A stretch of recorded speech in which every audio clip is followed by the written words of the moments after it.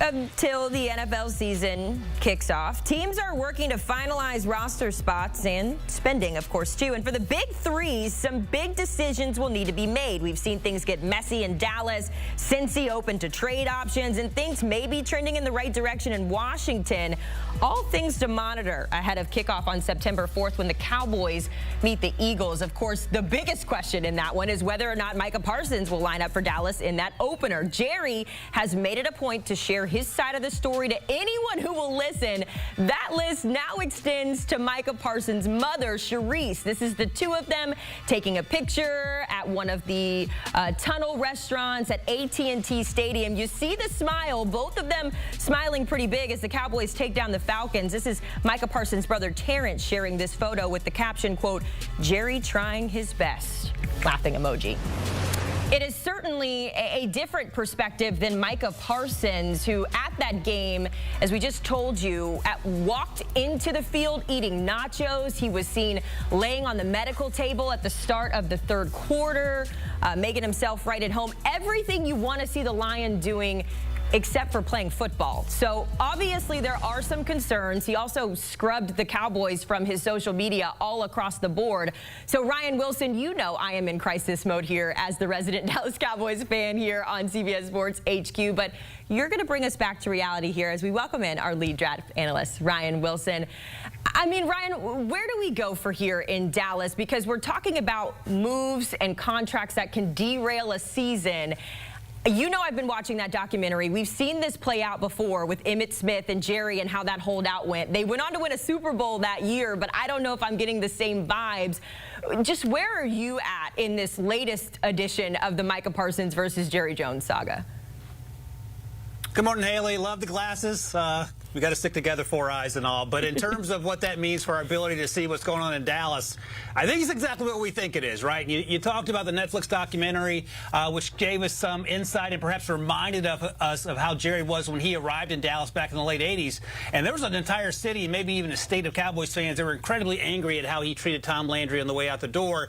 And I think at the end of the day, if we take a step back, and I think you would agree with this as someone who grew up in Texas and has followed the Cowboys, this is all about Jerry. Right? Any news is good news. There is no bad publicity, and the spotlight has been on the Cowboys pretty much since March, and things have just accelerated since August 1st when we saw Micah put out that statement on his socials about how he is done with the Cowboys. Look, he's holding in quotation marks, so he gets paid. He does not get fined. But we just heard Jerry Jones tell Stephen A. Smith recently that they have Micah for 3 years, and the implication is that he has 1 more year left on his rookie deal, and we'll just franchise him twice. And in reality, that's exactly true. The other reality is that Micah is unhappy. He is your best player, arguably, and I don't understand why you would want to agitate him. But I have to remind myself, Haley, that this is Jerry seeking spotlight, even at perhaps the cost of this team winning games, because it depends on how you measure success, right? And you and I have talked about this. He bought the team for whatever, $150 million or so. This team is worth $10 billion. It's indisputable that he has been successful as a businessman. It's also indisputable that they have struggled once they've gotten to the playoffs going back 28, 29 years, I think. So I think the measure of success is important when you look at this, but also keeping your employees happy. And clearly Micah isn't happy, and I don't know how this plays itself out, but it seems like Jerry has dug his heels in, and Micah has as well. So you can take all the pictures you want with Micah's mother. I don't think that changes the reality of what we're currently looking at. Especially when you look at the numbers that we've been showing on the screen, how good the Cowboys are with Micah Parsons on the field and how bad they are without him off the field. It seems like a no-brainer as someone who has been employed by Jerry Jones in the past, Ryan, but I'm going to leave it there, and we are just going to hope that we will see Micah on the field September 4th against the Eagles. Let's go to a less messy but still complicated situation out in Cincy. Of course, the Trey Hendrickson saga still doesn't have an end as well. I know the guarantee money is where Trey Hendrickson is kind of holding up a little bit there, but you've seen what this defense has looked like over the past couple of seasons. There's kind of two sides to this coin, Ryan. On one hand, you're saying Trey Hendrickson has led the league in sacks the past 2 years. You need him on the field. The other side is saying, well, he's led the league in sacks for 2 years, and yet Cincy's defense has still looked how it's looked. So, adding that little wrinkle in, how do you feel about Trey Hendrickson being on the team? Is he really that much of a difference maker for Cincy? Yeah, I love your professionalism, Haley, in putting it the way you put it. The defense has looked how it's looked, because that's the kindest way you can describe what we've seen the last few years. Well, the sort of addendum to that comment is, what would it look like without Trey Hendrickson getting those 17.5 sacks the last 2 seasons, led the league a year ago? And if you're the Bengals, you can argue, look, he's 30 years old. We don't want to pay him big-time money. Newsflash, T.J. Watt is a few months older than Trey Hendrickson. He just got $41 million a year. He's the highest-paid edge rusher. Is Trey Hendrickson T.J. Watt? No, but he ain't that far behind. And, again, he led the league in sacks last season, 17.5 sacks the last 2 years on a defense that was absolutely atrocious. And if you want to have the conversation about Joe Burrow now needing to score 50 points a game instead of just 40 points a game to be competitive, that's what we're going to have to do if Trey Hendrickson isn't out there. Miles Murphy, the former first-round pick, hasn't quite hit his stride yet. Joseph Asai has been injured early in his career. Shamar Stewart signed late. He's flashed, but are you going to rely on those 3 players, mostly unproven, to do the work that Trey Hendrickson has been doing? It's wild to me, but again, when you talk to people that have previously played in Cincinnati, they tell similar stories, and I don't know if this is going to change anytime soon. You're just putting so much pressure on your offense, and Joe Burrow is one of the best players on the planet. Jamar Chase and T. Higgins are as well, but they have to be on every single play of every single week and avoid injury, knock on wood. Otherwise, you are just saying, we're going to win 7 or 8 games and we'll figure it out, and we're going to waste the best years of our offensive players because we are stubborn about paying one of our best defensive players. Just pay him.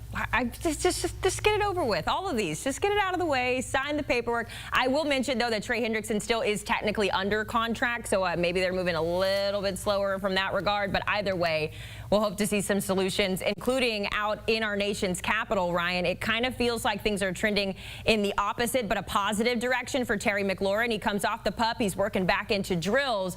I'm curious, though, when you look at how Washington has sort of revamped their team, specifically on the offense there, in your opinion, is Terry McLaurin a player that they need to have on that team to be successful? I know he was really, really helpful for Jaden Daniels last year, but will that be the case again in 25?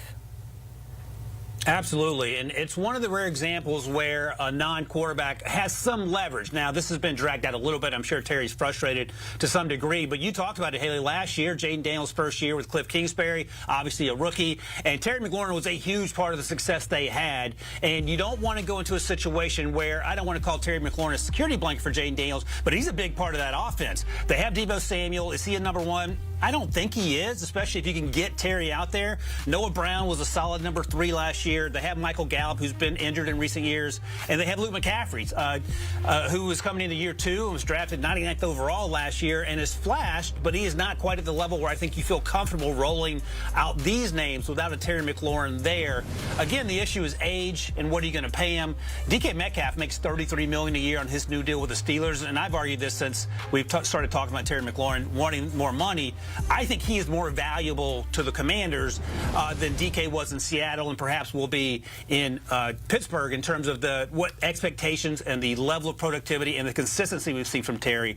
So those are the minute details, at least as we look at it, that they're going to have to sort out in Washington. You don't want to pay a wide receiver entering his year 30, $35 million a year. I understand that, but there has to be a happy medium because this offense will look a lot different without Terry McLaurin than with it, even though Cliff Kingsbury's been crushing it, even though Jaden's been crushing it, even though the new GM and head coach have been crushing it, because without their number 1 receiver, it's going to look completely different. You're going to put a lot more stress on a year 2 quarterback in Jaden Daniels. What's that old phrase? You don't know what you have until it's gone, and you don't want Washington to be in that situation. Well, I do because I've got my eyes on the Cowboys, but that is neither here nor there. Ryan Wilson getting us set as those contract holdouts continue across the NFL. We are less than a week away from Week 1 between the Cowboys and the Eagles on September 4th before the action returns to CBS on Sunday, September 7th. You can check your local listings to find your favorite team, and as always, stream the action on Paramount+.